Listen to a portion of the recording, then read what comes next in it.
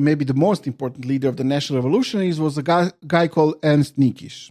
And he was seen as someone who has the ambitions to be the leader. And it's kind of comical unintentionally. Armin Mohler says he was even called Hitler's evil twin. And he has like, with some good reasons, Armin Mohler says, like, this kind of pretty marginal guy who's like Hitler's evil twin. Damn. I mean, that's an accomplishment. But okay, he was evil because this is like Nazis and right-wingers calling him evil because he wanted an alliance with the Soviet Union. I think is what made him evil. Not that he did an even worse Holocaust. Yeah, I was going to say, like, what would make him evil to them, and it'd be like, what? He didn't mind Jews or something? Or, he was anti-Semitic, but he liked the Stalinists. Yeah, he would make an alliance with the Judeo-Bolshevik monstrosity. Yes. So Niekisch, born in 1889, died in 1967. Oh. He joined the Social Democratic Party in 1917, so a social democrat. And in 1918, interestingly, he was a part of the Bavarian Soviet Republic.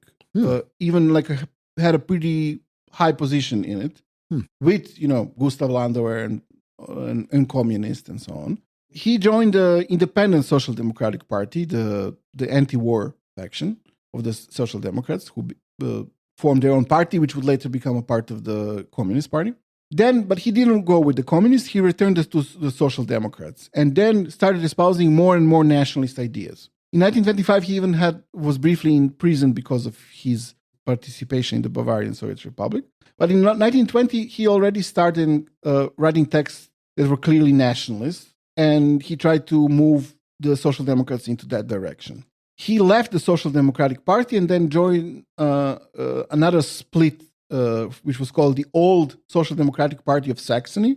Okay. But he didn't, it was like a more conservative faction, like that split. He didn't last there long, and in 1926, he started his own journal called Widerstand, or Resistance. You don't really see old as a, like you see a lot of faction names, and they start adding letters and, this, that, and the other thing.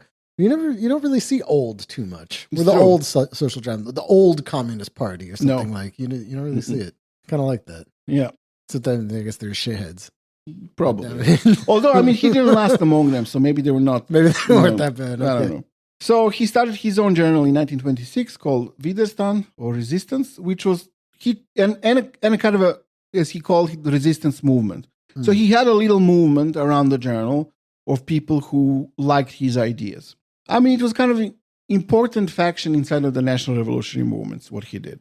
And he adopted, when he started Widerstand, he adopted the term National Bolshevism for his movement. So he saw the Soviet Union as a continuation of Russian nationalism, but also of old Prussia.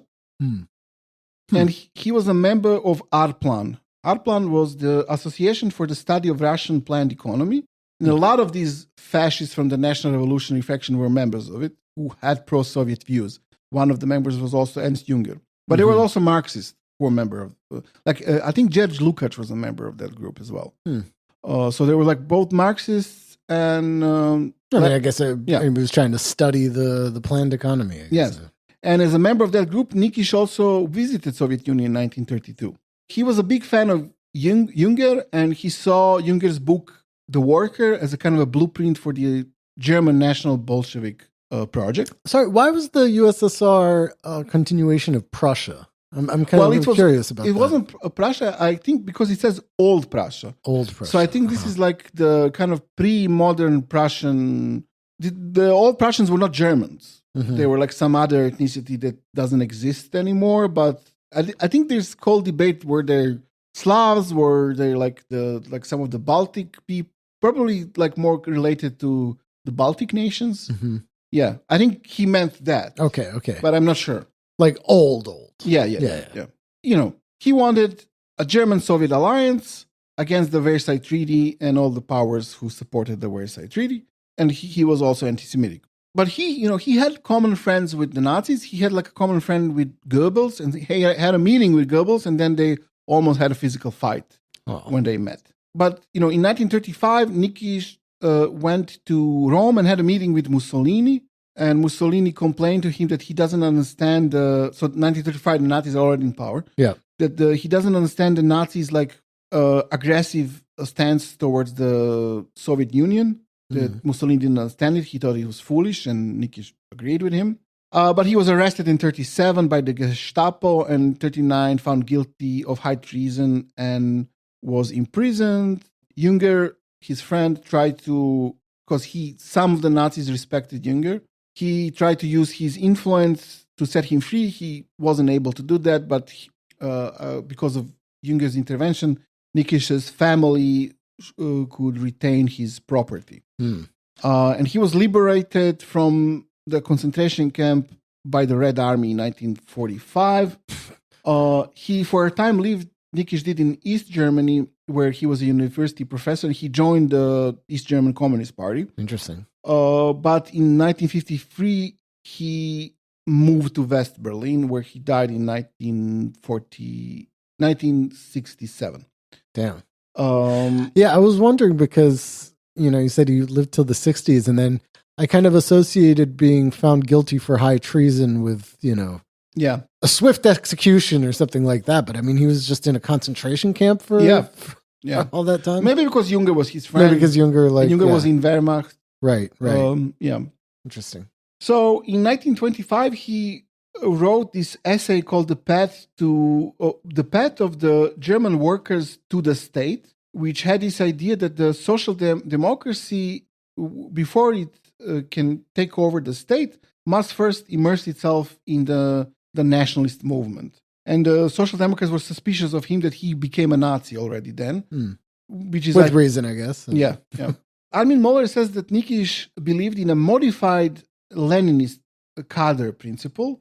So this was that a nationalist minority can come into a position to prepare the overthrow of the state and strike the decisive blow to it. That's essentially what Steve Bannon said too, right? That he's a Leninist. That he's a Leninist, yeah. Some of the National Revolutionary paramilitaries were under the influence of the Niekisch ideology, such as a group called Oberland. But according to Armin Mohler, most of the National Revolutionists were not enthusiastic about some idea with the alliance with the Soviet Union. Earlier attempts of some kind of formulation of a national Bolshevik position, according to Armin Mohler, were more of kind of a tactical cooperation with the Soviet Union against the West.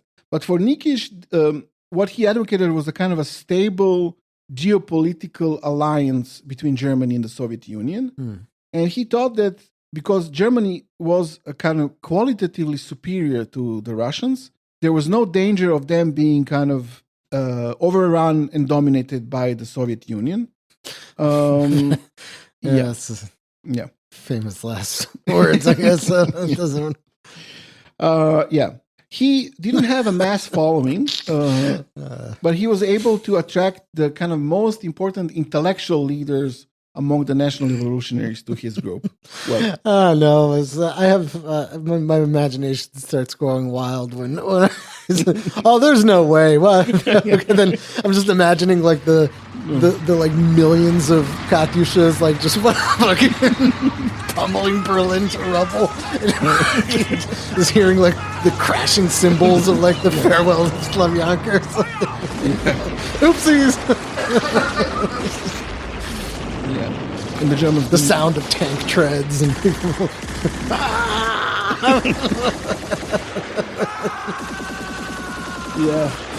And the Germans being like, but Wagner. Yeah. Okay.